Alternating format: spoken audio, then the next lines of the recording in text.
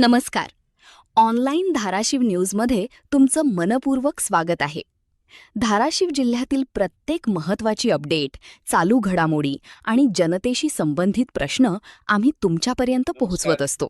मी doctor Ramesh सध्या जाधवर, राज्यात कडाक्याचे ऊन आणि ओम बाल तीव्र रुग्णालय उष्णतेची अँड लाट डेंटल पाहायला क्लिनिक मिळत आहे. असं कळममध्ये आणि अशा माझं हॉस्पिटल परिस्थितीत आहे. सर्वाधिक मी धोका बालरोग तज्ञ लहान आहे मुलांना निर्माण व झाला आहे. माझे मिसेस उष्माघात, डेंटिस्ट आहेत. डिहायड्रेशन, लहान मुलं ते ताप, उलट्या, अशक्तपणा यांसारख्या समस्या दिवसेंदिवस वाढताना दिसत आहेत.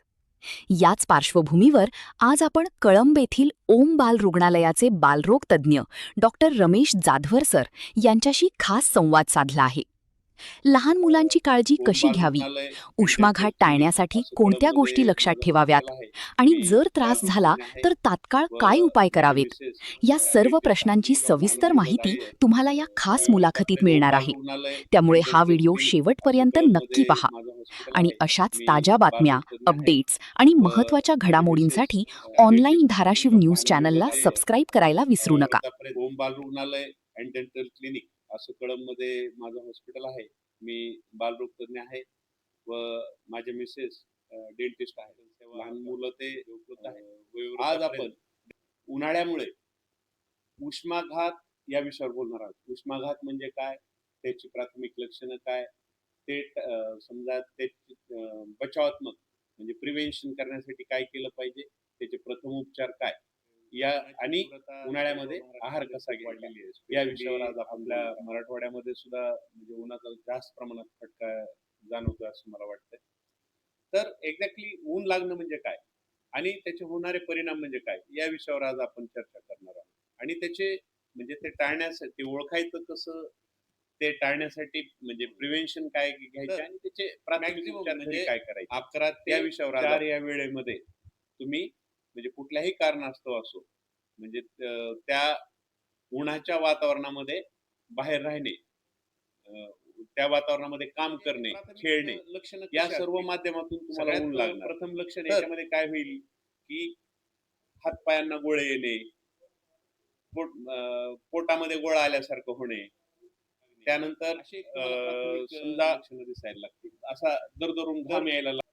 ऍक्च्युली कसं आहे की हे स्पेशली आता समजा लहान मुलं आणि मोठे माणसं हे दोघंही उन्हात गेले तर याचा सर्वात जास्त त्रास कोणाला होईल, तर याचा सर्वात जास्त त्रास हा मुलांना होणार आहे मोठ्या माणसांपेक्षा. त्याची काही कारणं आहेत. म्हणजे मोठ्या माणसांनाही उष्माघाताचा त्रास होणार आहे, पण लहान मुलं हे जास्त प्रोन असणार आहेत, म्हणजे जास्त प्रमाणात त्यांना त्याचा धोका जाणवू शकतो उष्माघाताचा. त्याचे कारण काय आहेत? लहान मुलांचा बॉडी सरफेस एरिया हा छोटा असतो आणि एक्सपोजर हे मोठ्या प्रमाणावर होतं. त्याच्यामुळं एक जास्त धोका होऊ शकतो. त्यानंतर म्हणजे ज्या स्वेट ग्लँड असतात, है की नाही, तर त्या जास्त प्रमाणात विकसित झालेल्या नसतात. त्याच्यामुळे सुद्धा म्हणजे घाम गाळण्याची जी क्षमता असते त्यांची, तर ती सुद्धा कमी असते. त्याच्या ह्या अनेक गोष्टींमुळे लहान मुलांना याचा उष्णतेचा जास्त त्रास होऊ शकतो. तर आपण पहिलं लक्षण पाहिलं की म्हणजे उष्माघात म्हणजे टप्प्याटप्प्याने कसा ओळखायचा, तर हातपायांना गोळे येणे, पोटात गोळा येणे, घाम येणे ही एक प्राथमिक स्टेज असणार आहे. दुसऱ्या स्टेजमध्ये काय होणार आहे? Heat exhaustion. हीट एक्झॉशन म्हणजे काय? थकल्यासारखं होणे. म्हणजे त्या बाळाला थकल्यासारखं होणार आहे. अंगाला एकदम असा पूर्ण ओलागत होऊन गार पडायची सारखी प्राथमिक स्टेज त्याची होणार आहे. म्हणजे जीभ कोरडी पडणार आहे. युरिनचं प्रमाण कमी होणार आहे. तर हे टप्प्याटप्प्यानं जर आपण ओळखलं, त्या पहिल्या टप्प्याला ओळखलं, समजा तिथून निसटला, दुसऱ्या टप्प्याला ओळखलं, तर तरी सुद्धा म्हणजे आपण म्हणजे हा धोका पुढचा होणारा टाळू शकतो. आणि या दोन्ही स्टेज तुम्ही मिस केल्या तर तिसरी स्टेज असणार आहे खरीच हीट स्ट्रोक, ज्याला उष्माघात म्हणतो आपण. तर त्याच्यामध्ये काय होणार आहे की अंग एकदम अतिशय गरम असणार आहे, भट्टीसारखं ते बाळ तापणार आहे, 104 वगैरे टेम्परेचर असणार आहे. त्याच्या शरीरातून इतकं तापमान असून सुद्धा घाम निघणार नाही. कारण का की म्हणजे घाम म्हणजे त्याचा घाम म्हणजे काय आहे की आपल्या शरीराचा एसी आहे, म्हणजे कूलिंग मेथड आहे शरीराची, ती सुद्धा बंद होणार आहे. म्हणजे 104 टेम्परेचर होऊन घाम सुद्धा बंद होणे, म्हणजे हे एक लक्षण त्या ठिकाणी दिसणार आहे. बरं, हे आपण हीट म्हणजे अंग अतिशय गरम होणार आहे. ठीक आहे. म्हणजे तुम्ही माथ्याला, चेस्टला जे जेव्हा पाहता तुम्ही, तर तुम्हाला म्हणजे खूप असं पोळल्यासारखं, म्हणजे एखादी वस्तू तवा वगैरे जसं पोळेल, त्या पद्धतीने त्याचं शरीर पोळणार आहे.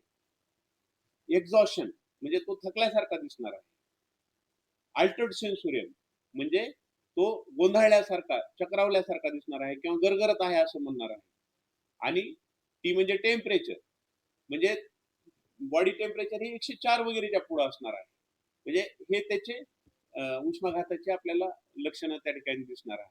त्यानंतर सगळ्यात बेस्ट आता आपलं मेडिकल आपण लक्षणं काय म्हणतोय, प्रिव्हेंशन इज बेटर दॅन आता हे. तर मग हे आपण टाळण्यासाठी आपल्याला काय करावं लागणार आहे?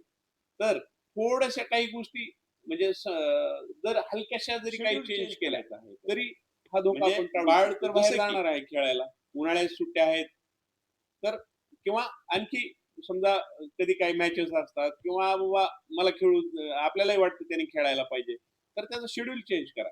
11 ते 4 या वेळेमध्ये त्यांना खेळू देऊ नका. त्याच्यानंतर हायड्रेशन मेंटेन करा. हायड्रेशन कसं मेंटेन करायचं आहे? दर 20 मिनिटाला 30 मिनिटाला त्याला पाणी प्यायला द्यायचं आहे किंवा त्यानं पाणी पिलाय का नाही, म्हणजे याची तुम्हाला खात्री करायची आहे. त्याच्यानंतर समजा तुम्ही बाहेर घेऊन गेलात त्याला, तर एकतर उन्हामध्ये त्याला बाहेर सोडू नका किंवा बंद गाडीमध्ये ठेवू नका. बंद गाडीमध्ये याच्यासाठी ठेवायचं नाहीये, की बंद गाडीमध्ये म्हणजे बाहेरच्या पेक्षा किंवा नॉर्मल याच्यापेक्षा 20 डिग्रीनं टेम्परेचर वाढतं. त्याच्यामुळे बंद गाडीमध्ये तुम्ही 2 मिनिटासाठी जरी काही घेऊन येण्यासाठी उतरणार असाल, तरी बंद गाडीमध्ये बाळाला ठेवू नका. त्याच्यानंतर तुम्ही कपडे कसे वापरायचे आहेत? तर सैल आणि सुती कपडे या ठिकाणी वापरायचे आहेत. आणि कसं द्यायचं आहे त्याला. आणखी सगळ्यात महत्त्वाचं सावलीमध्ये थोडंसं म्हणजे ठेवू बाब त्या म्हणजे दरम्यान. काय, जर समजा एसी असेल, एसी वापरत असाल तुम्ही, तर 24 ते 26 डिग्री पर्यंत एसीचं टेम्परेचर ठेवा. कूलर्स वापरा. त्यानंतर जर समजा आता काही काही गोष्टी अशा असतात, आपण ग्रामीण भागामध्ये राहतो, स्पेशली मराठवाड्यामध्ये राहतो. आपला भाग थोडासा सगळ्याच गोष्टीमध्ये आपण थोडं ॲडजस्टमेंट आपल्याला करावं लागतं. जर आपल्या घरी पत्रे असतील, त्याच्यानंतर घरात कूलर वापरा. पत्र्यावर बाळ वेरणीच्या अगदी पेंड्या छोटा टाका, असेल, त्याच्या त्याच्या तोंडावर पूर्ण हवा येऊ देऊ नका. वाटलं तर रूममध्ये फक्त टेम्परेचर कसं मेंटेन होईल याची काळजी घ्या. कॉटच्या थोडंसं दुसऱ्या बाजूनं त्याचा जे हवा आहे ती सोडा. त्यानंतर हे आपण एन्व्हायरमेंट बद्दलही बोललो आहे, कपड्याबद्दल बोललेलो आहे, रिहायड्रेट कसं ठेवायचं याच्याबद्दल बोललेलो आहे, शेड्यूल कसं करायचं याच्याबद्दल बोललेलो आहे. आता एवढं सर्व करूनही जर एखाद्या वेळेस समजा चुकून चूक झाली, तर घरी काय प्रथम उपचार करायचे आहेत? म्हणजे तो उन्हामध्ये आहे ना, तर पहिले पहिले घरात सावलीमध्ये आणा. अचानक म्हणजे खूप असं एकदम कोल्ड एसी करू नका. जसं आपलं बोलणं झालं आहे, 24 ते 26 एवढंच टेम्परेचर ठेवा.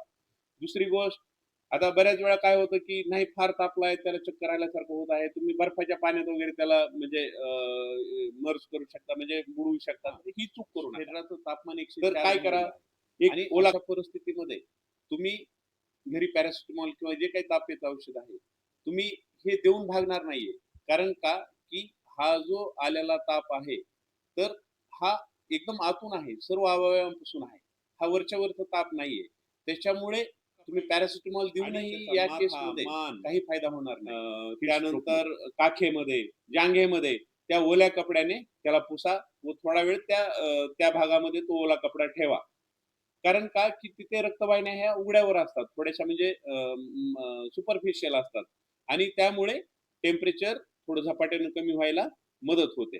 आता आपण बघा, बर्फामध्ये जर बुडवलं किंवा अतिशय समजा असं बर्फानं त्याला पुसलं, तर काय होईल? तर रक्तवाहिन्या आकुंचन पावतील आणि बॉडीचं टेम्परेचर कमी व्हायला आणखी वेळ लागणार आहे. मग म्हणजे उलट आपण म्हणजे डिले होणार आहे उपचार व्हायला. म्हणजे जे तुम्ही गडबडीने म्हणजे लवकर कमी व्हावं म्हणून जे करतायत, तर ते उलट उशीर होणार आहे. म्हणून फक्त नॉर्मल थंड पाण्याने पुसायचं आहे आपल्याला. आणि एसी बद्दलही बोललो आहोत आपण, एन्व्हायर्नमेंट कसं ठेवायचंय. त्यानंतर डोक्याकडचा भाग जो आहे, थोडा हलकासा खाली आणि पायाकडचा भाग हलकासा वर, अशा म्हणजे पद्धतीनं त्या बाळाचा घ्यायचा आहे. बेल्ट्स ह्या सर्व गोष्टी अंगावरून पहिल्या काढायच्या आहेत. आणि त्यानंतर ही हे सगळं प्राथमिक उपचार करत असताना तुम्ही एक 108 ला तुम्ही कॉल करू शकतात. म्हणजे हॉस्पिटलचं नियोजन पण झालं पाहिजे. घरीच तुम्ही वेळ घालवणं चांगलं नाही. कारण काय की हीट स्ट्रोक मध्ये बऱ्याच वेळा पेशंटला झटका वगैरे पण लगेच चालू होऊ शकतो आणि ती इमर्जन्सी मध्ये जास्त बाळ लँड झाल्यानंतर जर बाळ कम्प्लीट बेशुद्ध असेल तर त्याला पाणी किंवा कुठलंही ORS, नारळ पाणी असलं काही ऑफर करू नका, देऊ नका. कारण का की ते त्याच्या घशामधून डायरेक्ट फुफ्फुसामध्ये ऍस्पिरेट होण्याची भीती असते. तर बाळ जर शुद्धीवर असेल तर त्याला तुम्ही थोड्या प्रमाणात म्हणजे पाणी किंवा ORS किंवा नारळ पाणी देऊ शकता. पण ते स्वतः पीत असेल तर म्हणजे हलकसही शुद्धीवर असेल आणि त्याला गिळता येतंय का ह्याची खात्री करूनच तुम्ही ते द्यायचं आहे. आणि त्याच्यामुळे तुम्ही पॅरासिटामॉल देऊन गाफील राहू नका. एवढ्या ह्याच्यातून जर ते इम्प्रूव्ह व्हायला लागलं तर घरी बसू नका, की काही नाही आता नॉर्मल झालंय, असं करू नका. कारण का की याचा धोका, उष्माघाताचा धोका 12 ते 24 तासातही जाणवू शकतो. त्याच्यामुळे तुम्ही हे सर्व गोष्टी व्यवस्थित करायच्या आहेत. उपचार काय करायचे हे पाहिलं आहे. आता आपण थोडंसं आहाराविषयी बोलू. उन्हाळ्यामध्ये आपण पाहतो की मुलं जास्त प्रमाणात कोल्ड ड्रिंक्स, आईस्क्रीम या गोष्टी म्हणजे त्यांना म्हणजे क्रेव्हिंग करतात आणि म्हणजे कंटिन्यू या गोष्टीच्याच याच्यात असतात. तर स्पेशली एकदा तुम्ही कोल्ड ड्रिंक किंवा आईस्क्रीम दिली म्हणजे फार काही त्यांचं नुकसान होणार आहे असं काही नाही. परंतु कोल्ड ड्रिंकचे एकतर कुठलेच फायदे नाहीयेत. त्याच्यामुळे एक कार्बोनेटेड ते ड्रिंक आहे. खूप जास्त प्रमाणामध्ये शुगर बाळाच्या शरीरामध्ये जाते. बाळाचं त्याच्यामुळे खूप प्रमाणात वजन वाढू शकतं. तसेच एक झोपेला त्याला अडचण येऊ शकते, चिडचिडेपणा त्याचा वाढू शकतो आणि एक सवय जडू शकते त्या विषयाची. त्याच्यामुळे आपण कोल्ड ड्रिंक म्हणजे हे नेहमी करता टाळावी. त्यानंतर आईस्क्रीम सुद्धा असंच आहे. आईस्क्रीम एक त्याच्यामध्ये भरपूर प्रमाणात फॅट असतात, शुगर भरपूर प्रमाणात असते. त्याच्यामुळे थोडंसं आईस्क्रीम सुद्धा टाळलेलंच बरं असणार आहे. कधीतरी तुम्ही मजा म्हणून एखाद्या वेळेस दिली, तर आपल्याला त्याची काही म्हणजे अडचण नाही. पण तेही म्हणजे क्वालिटीचं असावं. आता आपण बऱ्याच वेळा बघतो आईस्क्रीम, कुल्फ्या वगैरे अतिशय अनहायजिनिक पद्धतीने गॅरीगार त्याच्यात वगैरे ह्या ज्या गोष्टी आहेत अतिशय अनहायजिनिक पद्धतीने ते असतात. आणि उन्हाळ्यामध्ये स्पेशली वॉटर बॉर्न डिसीजेस खूप जास्त प्रमाणात असतात. त्याच्यामुळे म्हणजे ह्या गोष्टी आपण टाळलेल्या बऱ्याच असतात. कारण त्याच्यामुळे होणारे टायफॉइड, गॅस्ट्रो, पाण्यातून होणारा कावीळ म्हणजे इन्फेक्टिव्ह हेपॅटायटिस हे असे आजार आपण अ, एक टाळू शकतो बाहेरच्या या गोष्टी टाळल्यामुळे. तर मग द्यायचं काय? थोडंसं हलकं अन्न देण्यावर भर द्यावा. डाळ-भात द्यावा.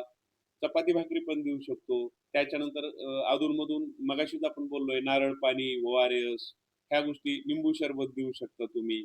आता मुलांना समजा या गोष्टींची क्रेव्हिंगच असते, थंड वगैरे खायला आवडतं. तर आईनी घरी कुल्फी बनवावी.